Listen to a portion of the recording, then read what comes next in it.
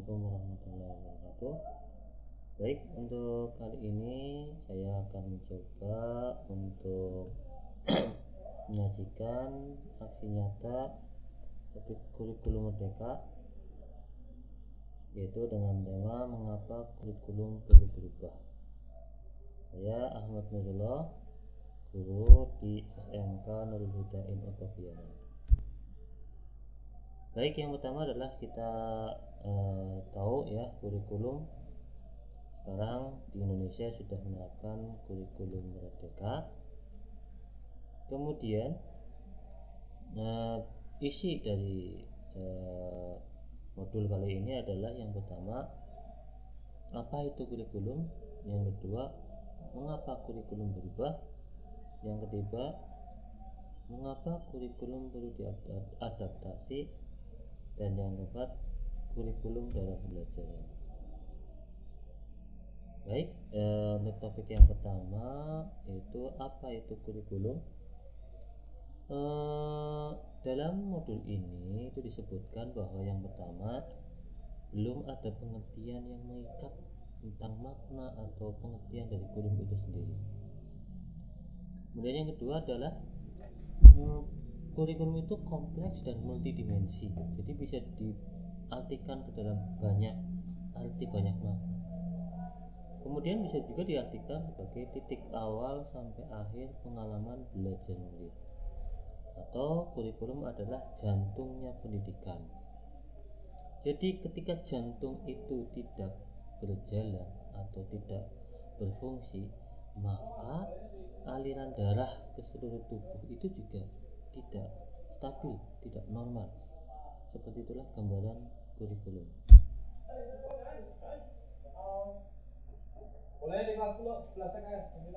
Berikutnya adalah komponen kurikulum. Di dalam komponen kurikulum minimal ada 4, yaitu yang pertama adalah tujuan, yang kedua adalah konten, yang ketiga metode atau cara, yang keempat adalah strategi. Kemudian peran kurikulum itu yaitu memberikan nilai dan budaya masyarakat yang relevan dengan masa kini. Yang kedua, mengembangkan sesuatu yang dibutuhkan saat ini dan masa depan. Yang ketiga adalah menilai dan memilih sesuatu yang relevan, kontekstual sebagai sebuah kontrol sosial. Kemudian, kompetensi tidak hanya berfokus pada kognisi, afektif, dan psikomotorik, tapi juga pada value atau nilai-nilai. Yang ketiga, fokus pada kebermaknaan materi. Jadi tidak hanya pada banyaknya materi yang harus kita capai, tapi lebih ke kebermaknaan materi. Kemudian pendekatan yang dilakukan pada kurikulum saat ini adalah pendekatan inquiry, yaitu mementingkan pentingnya rasa ingin tahu siswa. Kemudian siklus inquiry itu sendiri ada 6, yaitu pertama, tumbuh rasa ingin tahu, kita perlu menumbuhkan rasa ingin tahu siswa. Setelah itu mencari tahu dan mengumpulkan data dari berbagai sumber, kemudian memilah data, membuat koneksi antar sumber, mengambil makna, dan yang terakhir adalah refleksi. Baik, yang kedua adalah mengapa kurikulum perlu berubah. Alasan kurikulum perlu berubah di antaranya 1, membantu murid menghadapi perubahan zaman. Otomatis perubahan zaman itu semakin kesini semakin maju, teknologi dan lain sebagainya. Otomatis murid harus bisa beradaptasi. Maka dari itu kurikulum perlu berubah. Kemudian kurikulum bersifat dinamis. Ini sesuai dengan pendapat Kiai Jadwalantoro bahwa maksud pendidikan adalah menuntun segala kekuatan kodrat yang ada pada anak agar mereka dapat mencapai keselamatan dan kebahagiaan setinggi-tingginya baik sebagai manusia dan masyarakat. Kemudian yang ketiga adalah perkembangan teknologi yang sangat maju itu menuntut kurikulum untuk ikut berubah sesuai dengan perkembangan. Ada 3 pilar pendidikan ya, yang tidak dapat dipisahkan, tidak hanya di sekolah ya, tapi yang pertama adalah peran orang tua, masyarakat, kemudian peran sekolah juga. Itulah 3 pilar pendidikan yang tidak dapat dipisahkan. Yang ketiga, mengapa kurikulum perlu diadaptasi? Nah, hampir sama ya, kenapa tadi kurikulum perlu berubah. Lalu perlu diadaptasi karena satu, perbedaan kondisi sekolah di daerah pantai dengan daerah pegunungan itu memiliki perbedaan kondisi. Jadi kurikulum bisa diadaptasi sesuai dengan kondisi sekolah tersebut. Yang kedua, perbedaan karakter siswa. Otomatis latar belakang dari siswa kita karena kondisi sekolah, kondisi alamnya berbeda, mempunyai karakter yang berbeda juga. Sehingga kurikulum di sini perlu diadaptasi. Yang ketiga adalah perbedaan lingkungan juga.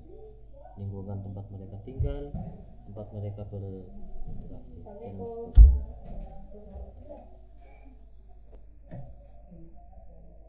Kemudian yang berikutnya adalah kerangka dasar. Nah, ini kurikulum operasional satuan pendidikan atau biasanya kurikulum berbasis sekolah, yaitu adalah tujuan pendidikan nasional, profil pemuda Pancasila, struktur kurikulum, prinsip pembelajaran dan asesmen, dan yang terakhir adalah capaian pembelajaran. Dan yang terakhir di topik ini adalah kurikulum dalam pembelajaran. Nah, ini poin pentingnya dalam modul ini, yaitu yang pertama, satuan pendidikan memiliki kewenangan dalam menyusun komponen kurikulum. Jadi mengacu pada kurikulum yang diturunkan dari pusat, setiap satuan pendidikan itu mempunyai kewenangan tadi untuk mengadaptasi, untuk merubah kurikulum sesuai dengan satuan pendidikan masing-masing, baik latar belakang siswa, sekolah, kondisi lingkungan. Kemudian yang kedua adalah menentukan visi tujuan jangka panjang. Nah, yang ketiga menentukan misi mencapai tujuan ya. Kemudian perencanaan pembelajaran ATP, asesmen, modul ajar, media ajar, dan program prioritas.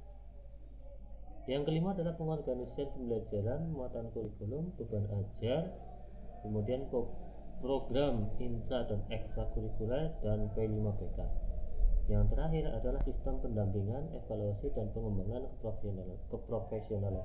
Itulah kurikulum pembelajaran yang harus ada di sekolahan, yang harus kita bersama-sama mengembangkan demi tercapainya tujuan pendidikan nasional.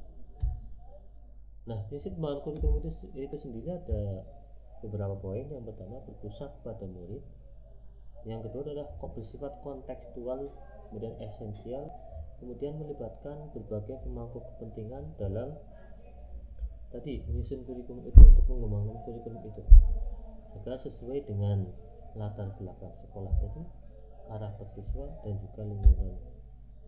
Baik, itulah tadi ya aksi nyata dari saya. Mudah-mudahan bermanfaat bagi kita semua. Mari kita bersama-sama menjalankan kurikulum merdeka ini dengan sebaik mungkin agar tujuan yang ditetapkan oleh pemerintah bisa kita capai bersama. Demikian dari saya. Mohon maaf apabila ada kekurangan. Mohon dukungan, masukan dari Bapak Ibu semua. Saya akhiri. Assalamualaikum warahmatullahi wabarakatuh.